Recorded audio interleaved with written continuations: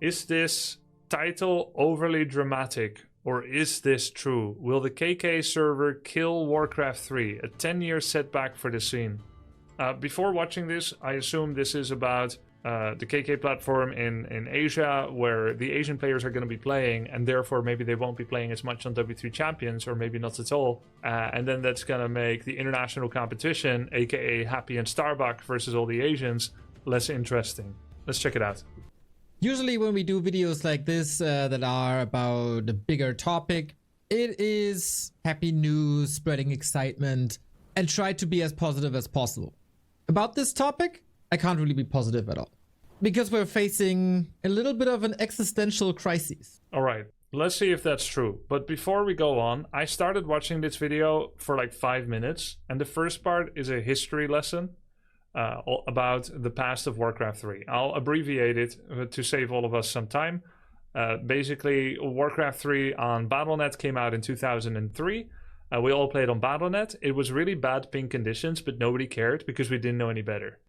We all like to play on Battle.net anyway. When you got to LAN, suddenly everything was so much better because online there was like 300 ping for everybody or something, 200-300 ping. But it was good enough then. By 2005 and 6, the Battle.net from Blizzard got so bad that everyone was a hacker, and if you weren't, you were just getting abused by hackers. So it completely died off. We started using other platforms like Garena and Hamachi in order to simulate better internet conditions and bypass the Blizzard servers and bypass the Blizzard moderation, because Blizzard was not moderating. So then you could moderate on the secondary platforms. Eventually, Reforged was going to be coming out. By that time, we had W3 Arena, and we had GG Arena at some point, and eventually Blizzard released Reforged with no ladder, and therefore W3 Champions came in and did one of the best improvements that we've ever had. So this is really nice. That was the summary. There was also a Chinese variant called NetEase Battle Platform, and you could play ladder there if you were Chinese and Korean. You could also play internationally, but it was mostly Chinese and Korean that were playing there. And there were two separate ecosystems. There was NetEase, and then there was W3 Champions. Until like in 2021, W3 Champions added a lot of service support for the Chinese players, because it was really hard to access Battle Platform. And then eventually NetEase Battle Platform was actually shut down due to some issues with Blizzard and NetEase, etc. And then everyone influxed to W3 Champions, and this has been very interesting for the international esports scene. All right, let's take it from that point onwards. The same person that came up with hacking. Yeah, so W3 Champions offered ranked for Reforged, ping equalizer, accessible with Warcraft 3 key, added features, community driven. This was really good. Let's get to what the problem is. Unite all these regions, because if you don't have a lot of players, matchmaking takes forever or is bad. You can find fast matches, but then maybe a 1700 MMR player is up against a 2500 MMR player.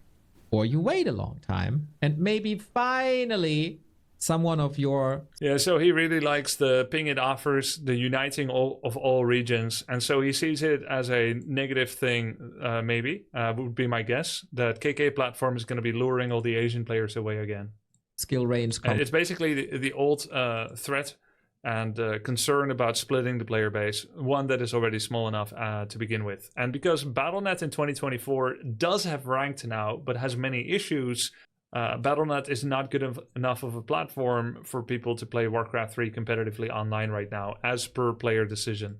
And so we're going to have 3 platforms: a poorly performing BNet, W3 Champions deprived of its Asian players, who are very instrumental in the Warcraft 3 esports scene, and then you're going to have the KK platform with all the Asians and any white guys that want to play competitive Warcraft 3, because now that all the skill is concentrated there, Starbuck and Happy will be forced to play ladder there. Otherwise, they're going to fall behind in skill because they can't play with anyone good, which means that the top players will be also leaving W3 Champions, which means I can finally get rank 1 again.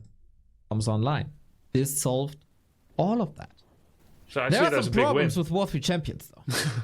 And that is that it was never recognized as the official multiplayer platform for Warcraft 3. It is tolerated by Blizzard, but it's not specifically allowed. They could shut this down any day. File a lawsuit and get rid of it. Yeah. Or change some tech. And the same is true for W3 Booster, by the way. That app that shows the player info, like how many wins, losses while I'm streaming that you guys have sometimes seen. And make it so the War 3 Champions method to creating games doesn't work anymore. Because of that, War 3 Champions had to be incredibly careful with what they do. Yeah, true. And Blizzard is only getting interested in things when money is on the table. So you make money with my game? Well, let's shut this down. We've seen this plenty of times. So the rule was never monetize above the self-sustained level. There are community donations, there are community contributions, but it's only to pay the servers and it's non-profit. Always has been. That also means they don't have a big bank to create huge tournaments, for example. Also, that is all crowdfunded. Yeah. And obviously, there was never any publisher support for this. Never. Yeah, of course. Why would they? So what happened? So I met Sky and I knew about his plan to make Sky platform. This is not KK platform, by the way. It's Sky platform. So Sky, if you don't know, he's one of the legendary players of Warcraft 3. He put China on the map for Warcraft 3. In 2003 and 4, initially people thought that the Koreans are going to dominate, and they were very good. But surprisingly, Westerners could also play with them, which was a departure from the StarCraft 1 conditions, where Westerners could barely compete with the Asian players. And so it was like there was Korea and then there was the rest of the world, but China wasn't part of it. And Sky basically ushered in a period of Chinese domination that has reverberated until present day. He was the first big legendary Chinese player. He won World Cyber Games twice. And then as of recently, I met up with him and he said he had plans to start his own, basically NetEase battle platform replacement, the Sky platform. And a large part of that is the custom game scene, the user-generated content, because basically they were monetizing things. NetEase Battle Platform was monetizing skins. Those skins you see in Direct Strike, that was like fully financed by people. They were able to spend that, and then basically NetEase, which was Blizzard's partner in China, was able to do that in a legal way, at least until Blizzard and NetEase fell out for a bit. And so they were going to keep it on the old patch because, and I'm not sure why they were choosing for the old patch, but I feel like some people may be nostalgic for the balance of the past. Maybe some people do not recognize the recent balance changes of the last 6 years as a canon follow-up. It's actually super similar to World of Warcraft having like a WoW classic renaissance. And for World of Warcraft, or for Warcraft fans not to recognize new World of Warcraft lore, when you feel like a series was really good up until a certain point, but then is not as good from that point onwards, then you can start to deny the canon, or in this case, the balance values of the time that passed after that, and then you go back to the good old days. So 1.27 was the Druid of the Talon days, if you remember. And so maybe that's why they're choosing that. Or maybe they're choosing it so that they don't keep having to update to the new version of Warcraft 3 that could break the game again.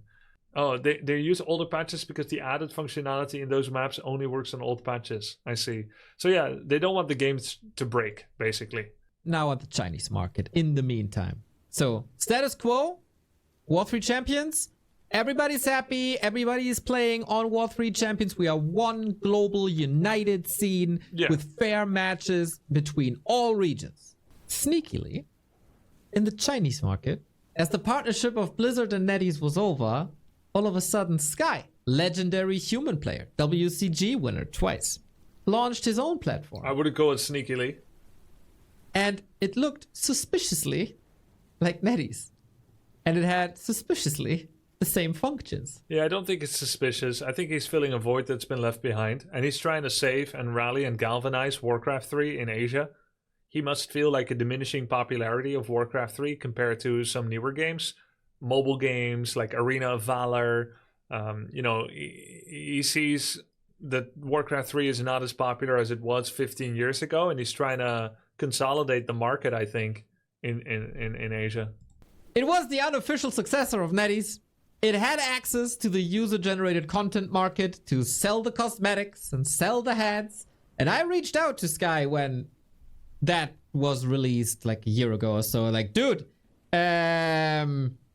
You don't want to kill Warcraft champions, do you? It's like, no, it's only for RPG maps, custom game. Anyway, it wouldn't be about killing W3 champions. It would be about getting control, getting editorial control, and trying to create a platform. And yeah, maybe creating a for-profit system as well. Cosmetics, etc. We only run on patch 1.27. Don't worry. And yeah, it was no competition for Warcraft champions. They couldn't run the patch. They had no widescreen. It was lackluster. But people knew there's a place again to play Warcraft in China. Seems good. And of course, now? I would like to keep the Asian players on W3 champions as well, but it's not my call. They can choose wherever they want to play. Like if I go play on BNet, then BNet isn't destroying W3 champions, and if I'm playing on W3 champions, it's not destroying BNet. People play wherever they want to play. Now, do I agree that segmented play is a downside? Kind of, yeah. I mean, I don't think it's great that we're playing on like 1, 2, 3, 4 different places, but it let's not forget, it's all Blizzard's fault. If Blizzard had come up with all these functionalities, and if they had come up with better ping, and they involved China in the ability to play with decent ping on BNet instead of playing with 250 ping and loads of spikes, if they had come up with good solutions, and if they had monetized skins and added it to the game, etc., they could have had all this, it. And in fact, even when they see whatever W3 Champions does, when they see whatever KK platform does, when they see whatever NetEase does, they could even look at that and then blatantly copy it, right? Like, how could they be in trouble for trying to take the copyright or the patented systems of another platform that's literally using their game? At least I don't think so. NetEase and Blizzard are back together. And the battle platform is coming back. Yeah. And they partner up with Sky to absorb his platform, the Sky platform, to found the KK platform. They're bringing the NetEase battle platform back, rebranded, including Sky, as the KK platform. Yeah, makes sense. And this is the problem now. Is it? This is a huge problem for Warcraft 3. One could be happy, right? It's like, hey, support for the Chinese players. That's great. Well, let's see. The KK battle platform is running a pretty big marketing. By the way, what I'm reading here, this is not a surprise. If you have all the Asian players, all the Korean and Chinese players, the only 2 top players in esports Warcraft 3 that you're missing are Starbuck and Happy. You could maybe include a couple of dark horses, like a Spiral, a Hawk. I don't know how much Foggy is playing. You could like add 5 dark horses, Sonic. Maybe that other guy dies 22, but the 2 best ones, Happy and Starbuck, is most relevant. Kwaikai means fast start in the sense of find a game fast. That's what KK stands for. Cool. So of course, when you have a platform and you want to run some esports, of course you're going to have people play on KK, just like W3 Champions Cup is going to be played on W3 Champions. Now, what I do foresee is that they will create very little provision for Western players to have good ping, because it's not their primary concern. They're going to be focused on the Chinese market. In return, W3 Champions has been running Chinese servers and servers compatible with Chinese players to have good ping. And I hear this is actually the highest cost of W3 Champions platform. So W3 Champions has server costs between $600 to $2,000 per month. And sometimes half of that is to create a bridge towards China so that the Chinese players can play there. So in a way, W3 Champions will get twice as cheap to maintain for the people that maintain it, for not having to facilitate the Chinese bridge anymore. So that's literally saving money. That doesn't seem a big of a deal. And yeah, maybe Happy and Starbuck won't have a great ping playing on KK platform. I played on NetEase battle platform. I had to install some weird ping equalizer, VPN type of system to play on battle platform. It felt okay. So I know it's going to be possible. Segregation of any kind in an already shrinking player base can't possibly be a good thing. Sure, of course. But in a way, it's inevitable. If they want to like take it to their own country and their own region, why should they keep revolt? because W3 Champions isn't even doing that much for them. Like, they get their ladder and they get one tournament, maybe 2 tournaments a year, but they're going to have a whole bunch of tournaments. You know, many of the Chinese streamers for Warcraft 3, I don't actually follow them, but I've spoken with Sky and I've heard what people do. Most of the streamers, they run pretty tight streams, like 4 to 6 hours a day, not like super long. They don't do like 12 hours like on Twitch, but they plan out show matches every single day. So they're constantly focusing on the extreme competitive, structured, scheduled format of like show matches, tournaments, casting, show matches, tournaments, casting, instead of just logging on and playing some BattleNet or logging on and playing some ladder. So it's quite structured. They're quite hardworking about creating this kind of content. I see all this. I think that's probably more than what they're getting on W3 Champions in terms of a structured esports scene. So I don't see the problem with that going to KK. Campaign right now. And obviously they're reaching out to the RPG players and user-generated custom players. And also for Melee, they created the Pro League. So what's happening? Essentially, what they created is Warcraft 3's Kespa. You know, legendary tournament organizer during the Brood War days in Korea. So I can tell you it's hardly anywhere near in the same stratosphere as Kespa. Kespa arranged huge contracts nationally from major multi-billionaire companies, Samsung and SK Telecom, etc. They had very structured and segmented like teams. They had team licenses. They had lots of hard rules. They had loads of leagues, structured, televised, etc. Like, it's not even in the same universe. This is all like kind of makeshift, ramshackle stuff. With obviously they're like good esports tournaments and so on, but they're not determining who gets to be on what team, that kind of stuff. They're not offering sponsors to teams that have esports players who are full-timing. No, like, this is late-stage esports. It's pretty chill, I would say. It's nothing like Kespa. the big players now are NetEase, Sky, the WAL team, Infi, Fly, big streamers in China, as well as BBC and everybody from the B Cup. Not the BBC from the UK. There's a Chinese caster called BBC, in case you were wondering. Got the big gaming company and publisher. They got the biggest, I guess, or the most legendary, at least, gaming persona in Chinese esports in Sky. And they got the biggest Warcraft 3 streamers at the moment that are also at the same time the tournament organizers. Yep. All under this umbrella. And they are throwing a lot of money at Warcraft. An annual bonus of $70,000 for the Warcraft Pro League. Well, they're investing in their own careers in this way because they have streams, they've got viewers, they've got community support, and they're reinvesting some of that support to set up leagues to create entertaining content that people will want to watch, and then they're hoping to make that back by rallying around the game that made them famous. Every ladder season on the battle platform has $3,200, and they figured out a way. How do they make other tournament organizers play their tournaments on KK instead of War 3 Champions? Well, makes sense. If you apply to host a tournament, you can get support by KK and you will get points awarded for your tournament. So if the players in your tournament make it far, they get points that go towards the annual bonus. This is how it works. You accumulate points over the year, and at the end, who has the most points gets extra money on top. Yeah, so this kind of point system, it's very common in esports leagues. It's basically a way to secure long-term loyalty and commitment from players, having them not flake off in the middle of the season so that you can make sure to plan out your content for like a year with more guaranteed support and loyalty from the players. But only if the tournament is sanctioned by these big players here.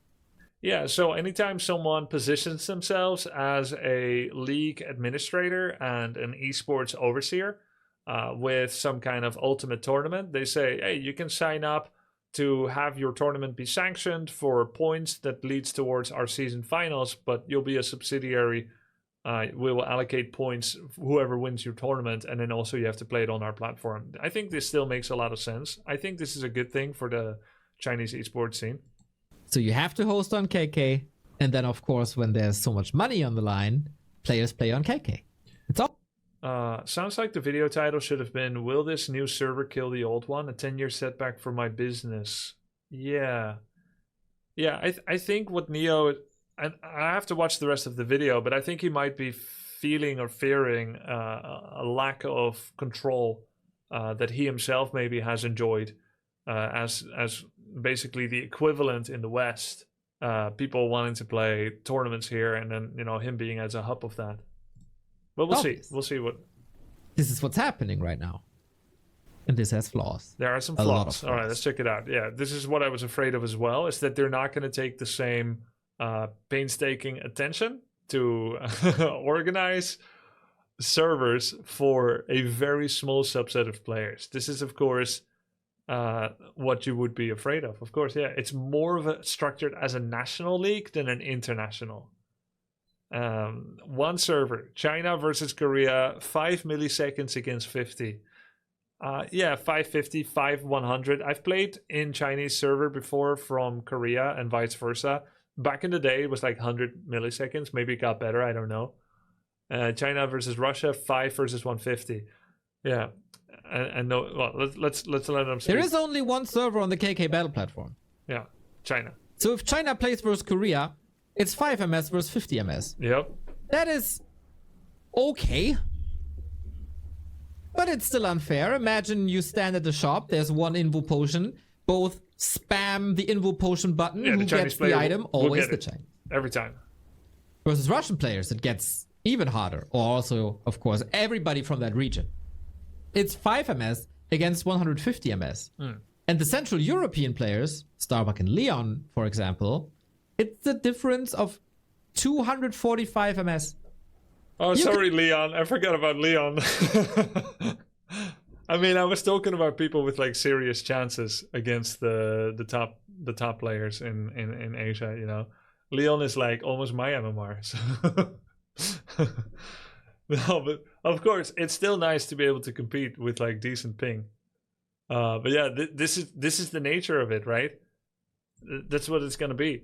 And when Blizzard had WCS Europe and they allowed Korean players to play on WCS Europe, they played with 350 ping against our 20, and they still won because it's StarCraft and Koreans, and I guess we sucked by comparison at that moment. But then we produced Serral to punish them. That's our revenge. Serral and Clem and so on. But yeah, I mean, yeah, sure, that's a problem. W3 Champions does it better, but it doesn't make anyone any money. So nobody earns money. He said it himself. Of course, the Asian players or Sky or KK platform, they have to find some way to bring it all back home. Otherwise, it's not a career. Then they're just wasting their time with the game, having fun. You can't burn your chimney on passion. You can tweak it a little bit with like ping accelerators. But yeah, there is no ping equalizer function. There isn't, but they could. They could do it. They could do it. Will they do it? That's the question, of course. Now, Sky, he must be a reasonable person, right? Basically, what a ping equalizer is, W3 Champions has this since about, I guess, over a year by now. It's basically, when you have 5 and you have 50, I'll just give 45 artificial pings to him. And W3 Champions can do this. Now, not everyone wants to do this when they are the 5. They're like, no, I'll just stay at 5. But you can force it as a tournament org, right? So you could do this, and I bet KK could do this as well. That makes it even for everybody. That levels the playing field. That makes it fair. Not happening. Also, very few people can access this. Yeah, of course. For some tournaments, there's open qualifiers. You can participate, but it's really hard to reach. And most of these tournaments that are awarding points for the annual bonus, they're going to be in China. Are invite only. Invite only, yeah. Well, we always had a lot of invite only tournaments in Warcraft 3 esports. It's really common. It never hurt me either. I was invited for almost everything. So I don't see the problem. Now, if you're not on the invite list, I can see how it's a problem. So, example, you participate in a tournament that has an open qualifier, and you grind through that open qualifier, and then you get eliminated by a stronger player. You get like 10 points.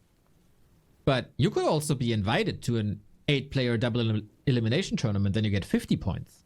Who decided who gets invited? Yeah, so there's a chance of manip, sure, but ultimately it's their indeed it's their organization. There could be manip. Here's what could happen, basically, right? If you are a very skilled player but not well liked because you pissed everybody off with your demands, or because you piss people off just straight up being extreme toxic to them, right? Always flaming them and so on. Comes a time that person is going to run a tournament. They're going to think of who deserves to be in the tourney. They're going to look at your popularity so that more fans will watch your tournament. They're going to look at popularity. They're going to look at skill. They're going to look at exciting matches. And they're going to remember that you called him a bozo. Oh my God. It's like, well, this guy, but he did call me a bozo. And I guess who's in charge now? I am. I'll never freaking invite you to my tournament. And then that's going to happen. And then what happens is it's not just a meritocracy anymore. It's not just down to what your skill level is, but interpersonal relations, aka just like job life.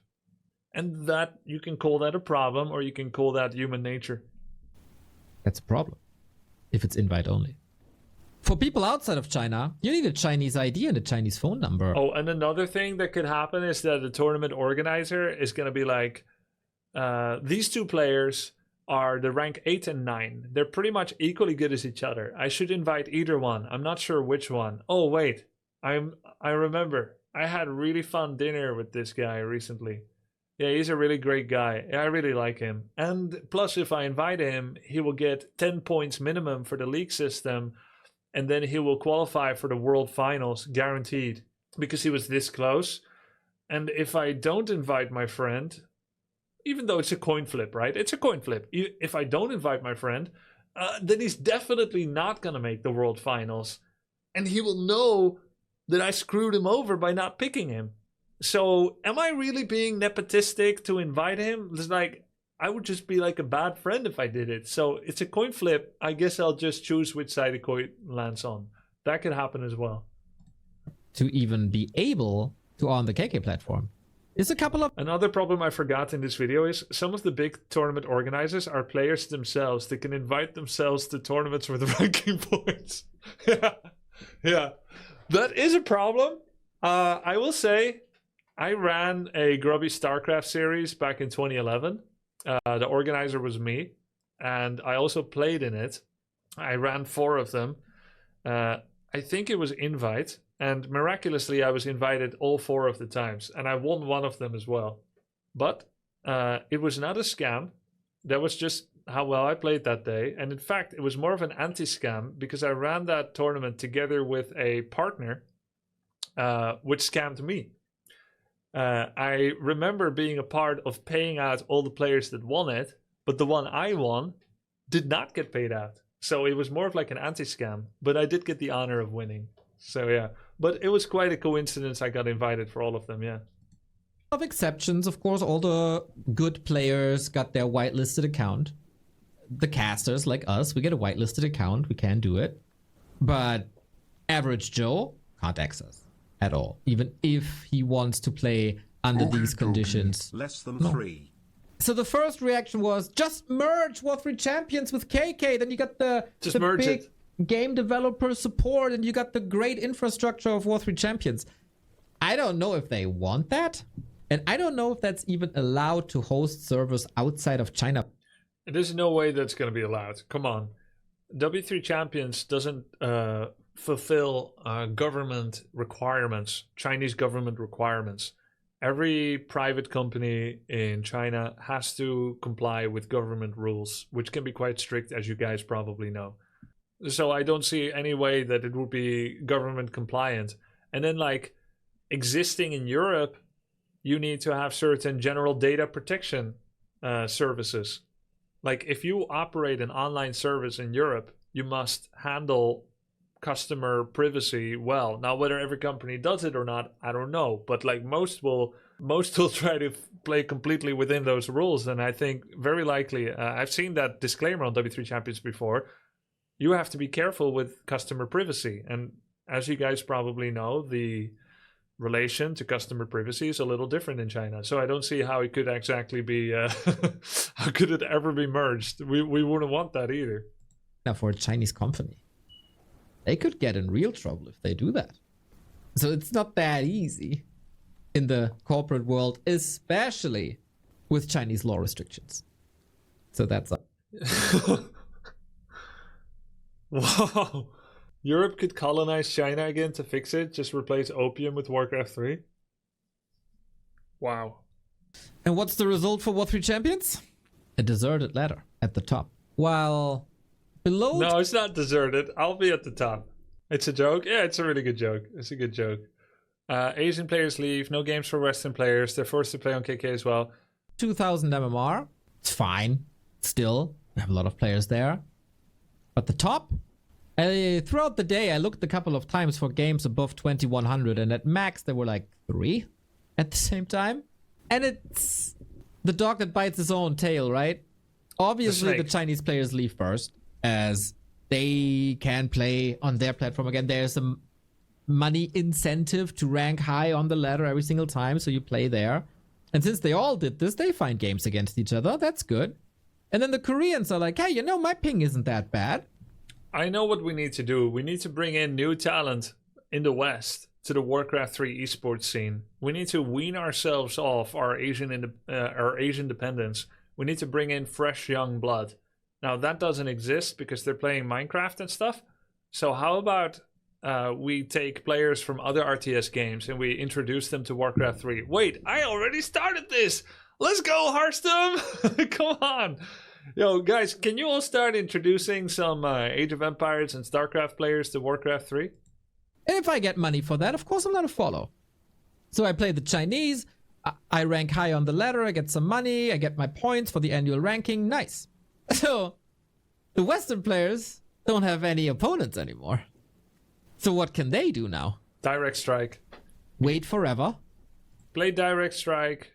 Go play on BNet, go run your own tournaments, create some content, or we need to get the Western audience used to a lower level of play, basically. They've been spoiled by the Korean and Chinese players and happy and stuff.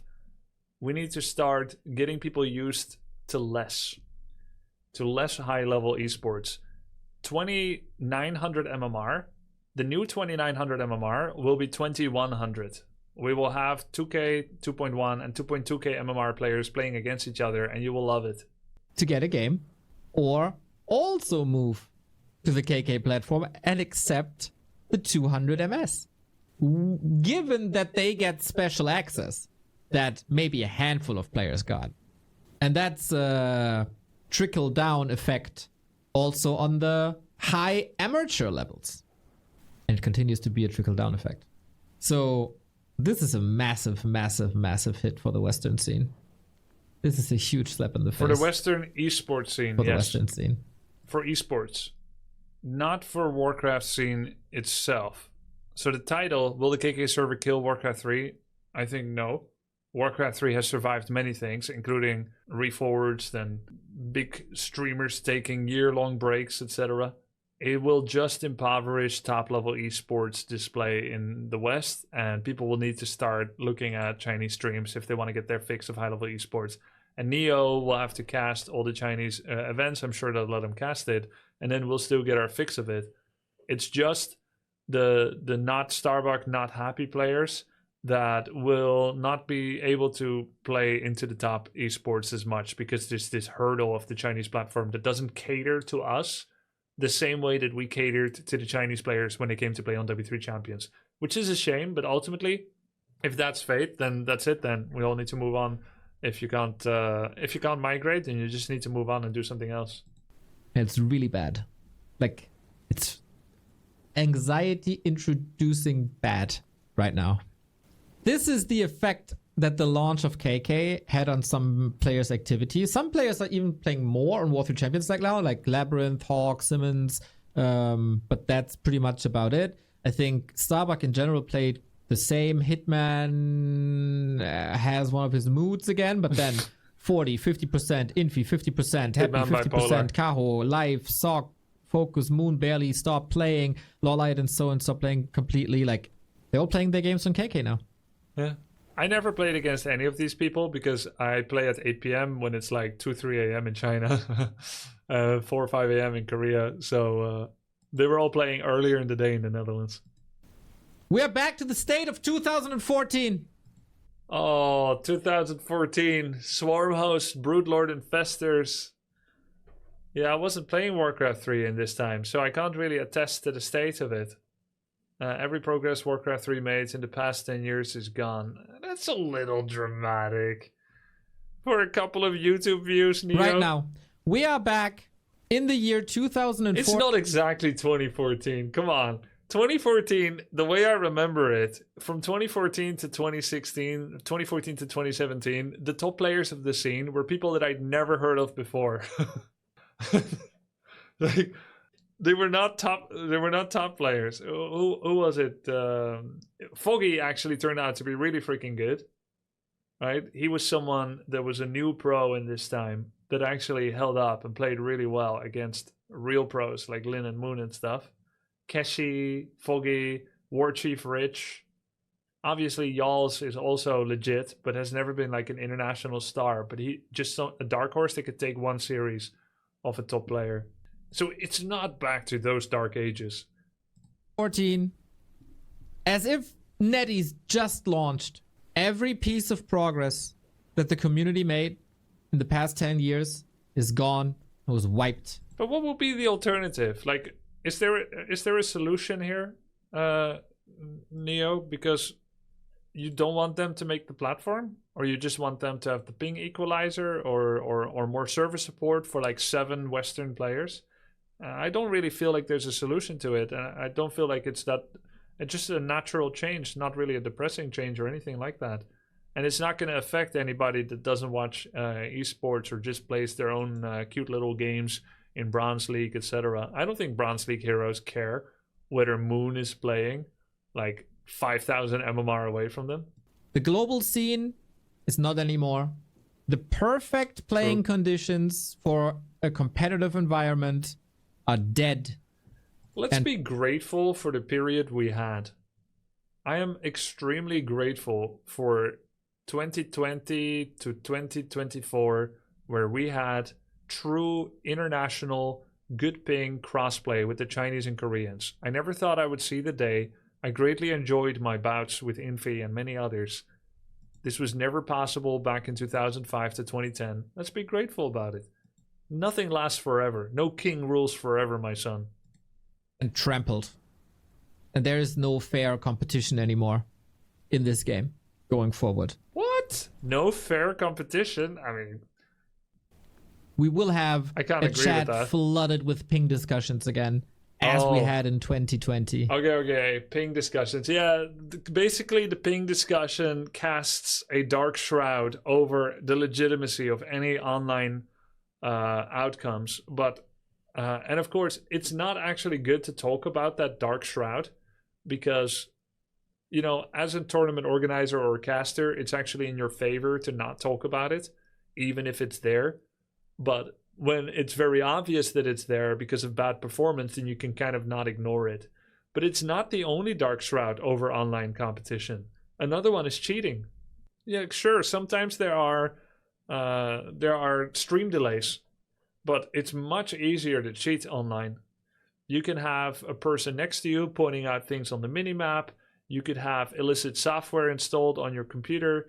You could have a stream delay of 3 minutes or 2 or 1. Sometimes tournaments try to pull off no stream delay at all because it's more attractive to viewers.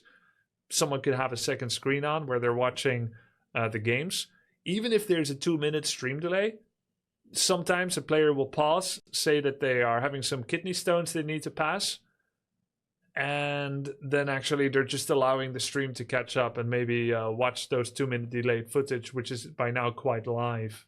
So online already has a dark shroud of illegitimacy potentially hanging over it, not just ping, but other things.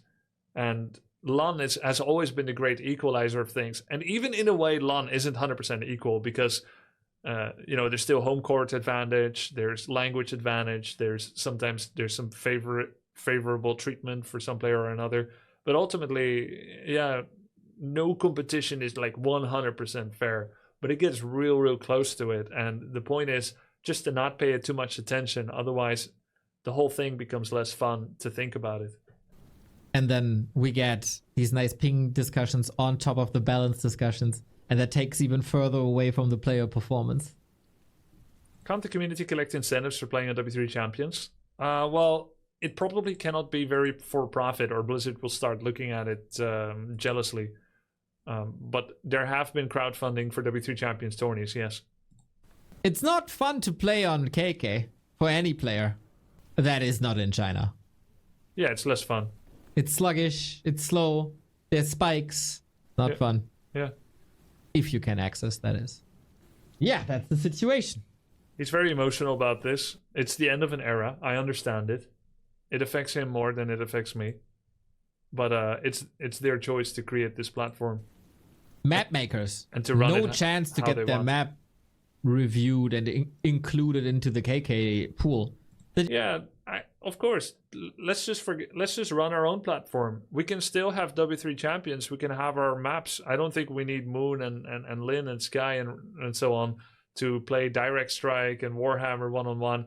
Now, I think he's talking about maps like Lost Temple and the new and improved Echo Isles. There was this really cool collaborative approach where maps were reviewed by international and Western players, and where maps were reviewed by Asian players.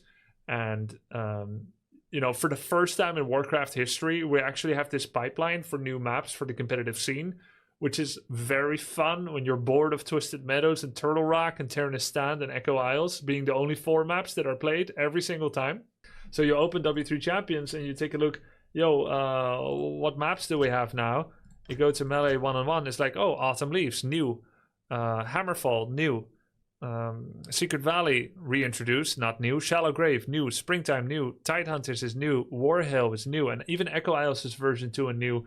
And this was all partially made possible with showing it to all the players.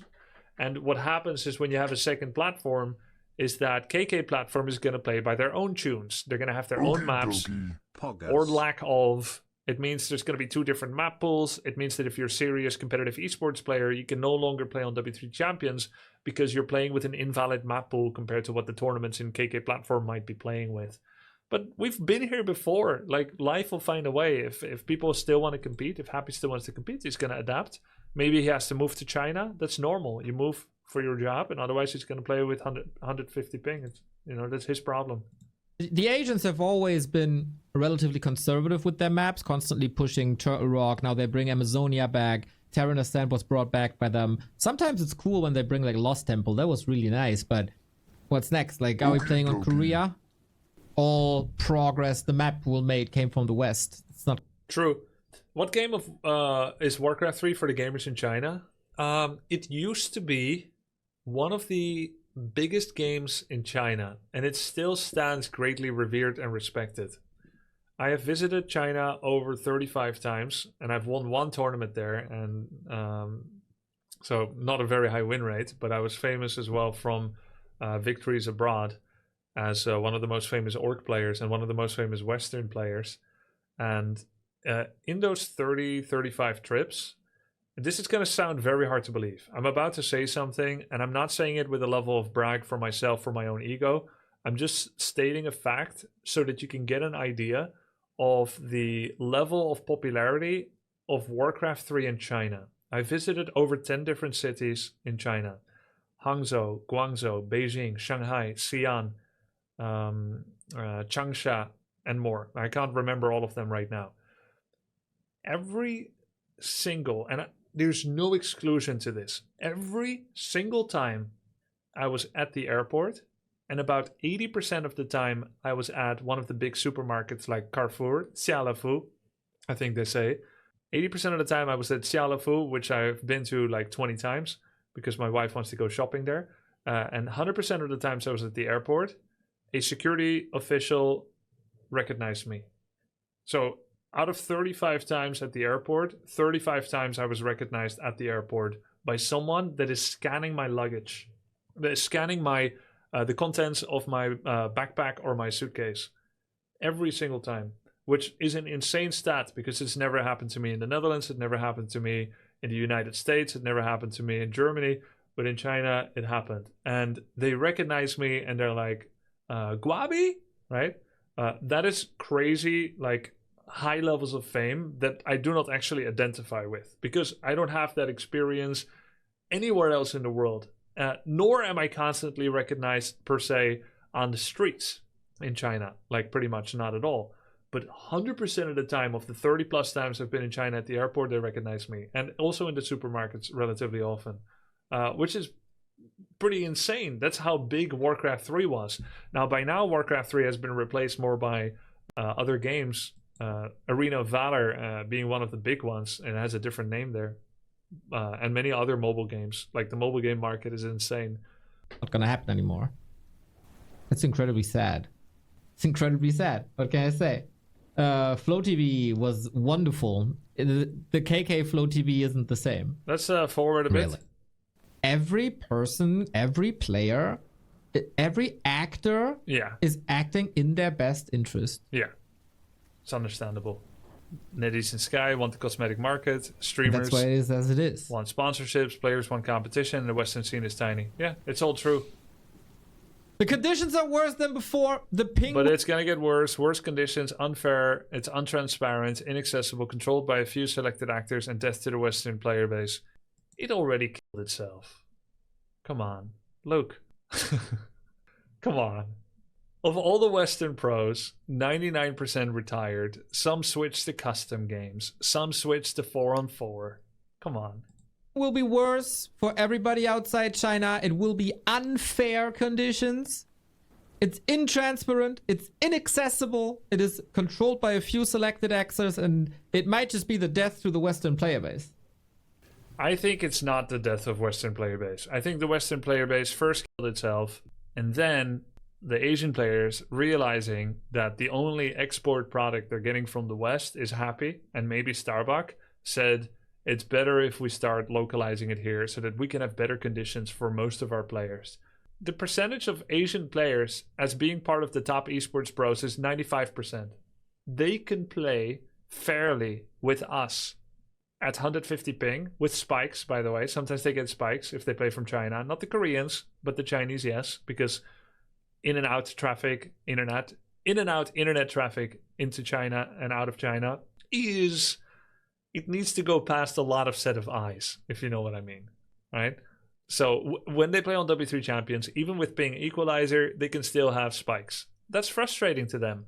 They could take 95% of the player base, or their own players, they could take them from 150 ping with spikes to 5 ping. And by the way, it's not 5. I don't think Chinese players have 5 ping all the time.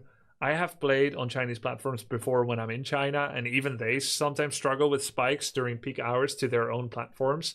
That's just the nature of it. They have this massive behemoth of internet users, and it's very concentrated around the time when people have free time. So at night, it's totally fine.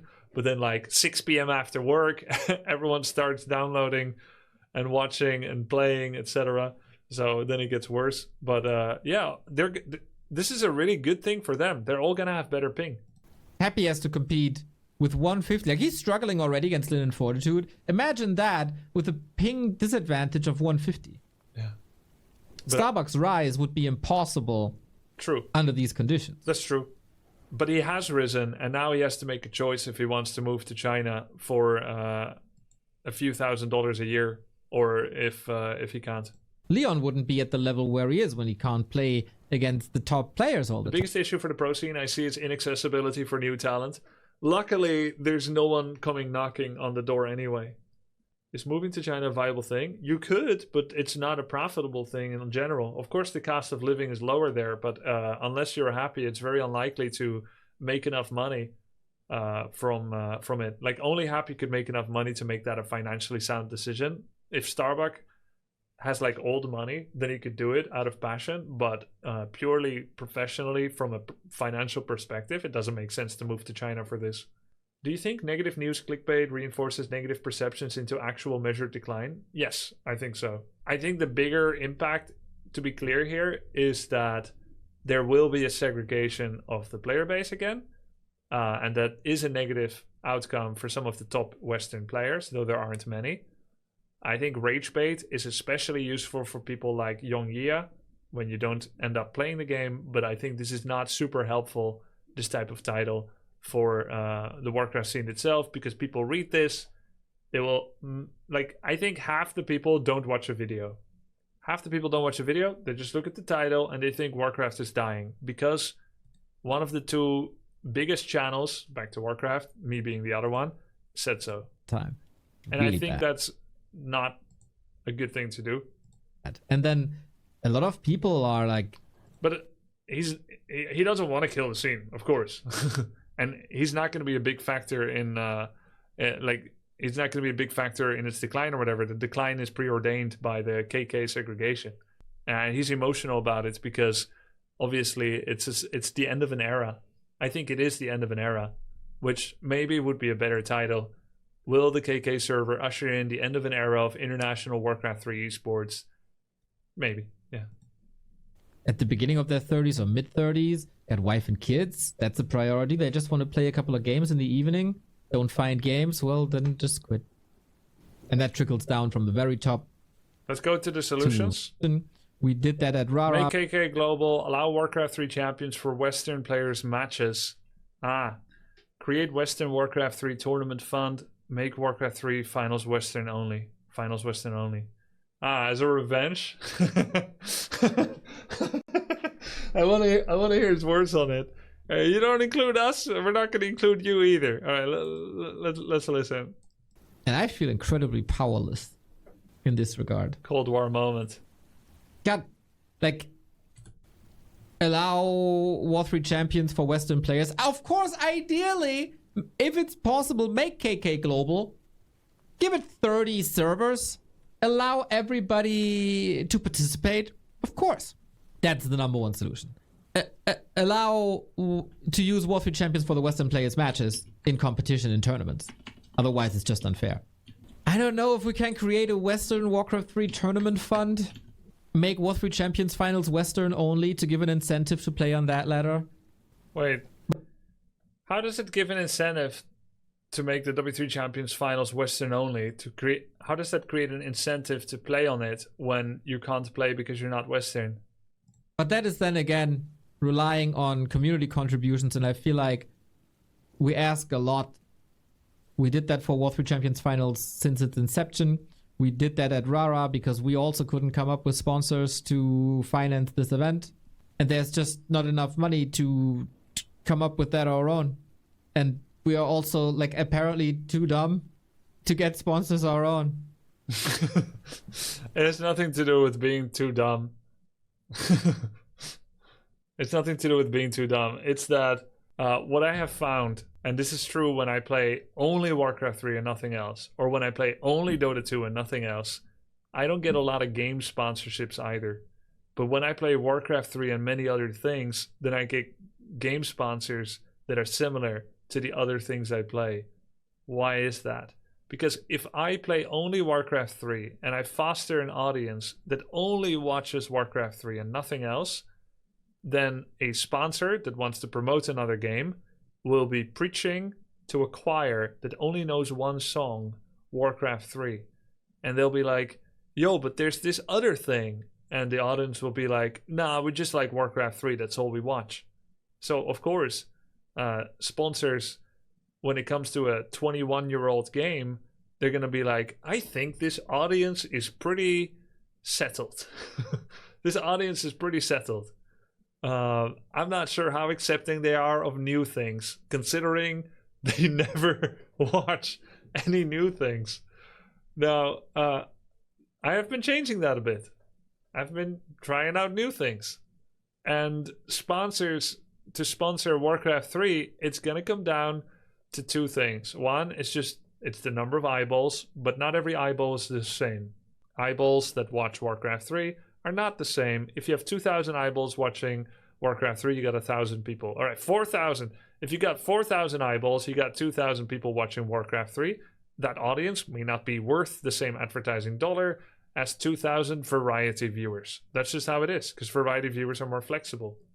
And it's got nothing to do with being bad at attracting sponsors. It's just that companies don't see the value in doing that into advertising to that audience, except if it's like something that hasn't got to do with technology, because Warcraft 3 doesn't push a new graphics card either.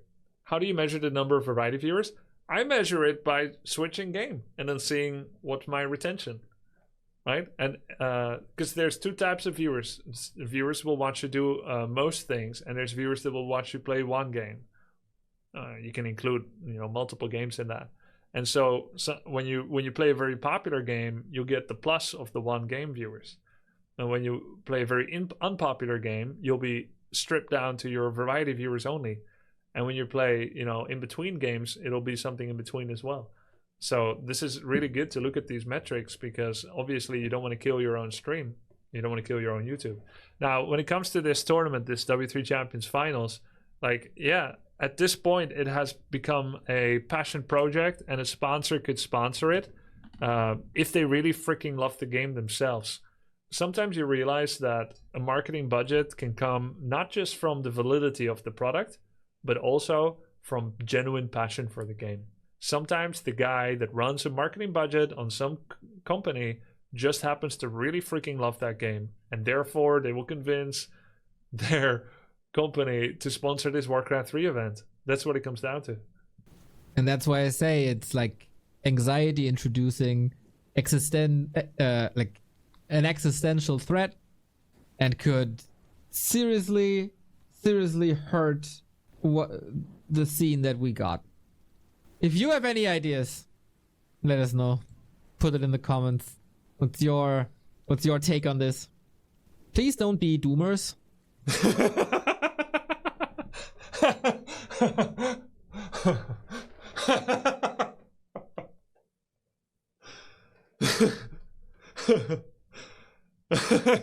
Hey, my bad. He must have felt my mood through the screen. Let's find solutions together, because we always do stuff together as a community. Hell, we created Warcraft Champions together. It's kind of a bold statement. No, but I think he was feeling guilty about his own mood. I'm very tired of fixing things. It's very exhausting. And I hope that someone has better solutions, to better execution than I have in stuff like this. I will support whatever I can, and we'll see what we can do. Here's what you can do. Any top player or any top stream will have to start indeed crowdfunding your own tournaments, and then you have to run more of it. Or you go cast the Asian tournaments and you make content out of that. Or you go switch to a new game, or you switch to a new format. 2v2, 4v4. You got to try some new things and see what the appetite of the audience is, because the audience cannot tell you actually what their appetite is, because they don't know it. You have to try, and if people like it, if people like something new, then you do more of that. You give people what they want. But you have to find out what they want first by trying things out. Dokie. That's my Grubby, suggestion. I watch your streams in bed at night, and now my wife can't fall asleep without peon voice acting. Work. That's a great outro. Thanks, B Funky, for the wife. Okay, so will the KK server kill Warcraft 3? It will not. It will not kill the game.